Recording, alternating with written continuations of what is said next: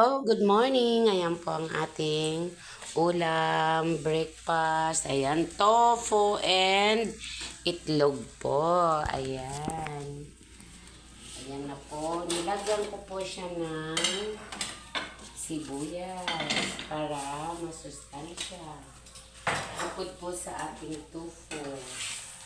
Ayan po. Ayan, tingnan nyo naman. Napakasarap. Ayan.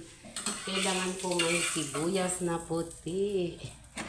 Kasi para dagdag aroma. Tapos dagdag din po ng sustansya. Ayan po. Meron pa tayong ilalagay na second batch. Kasi po, kanina tumatabi yung camera ko. Ngayon nakiusap ako sa aking partner.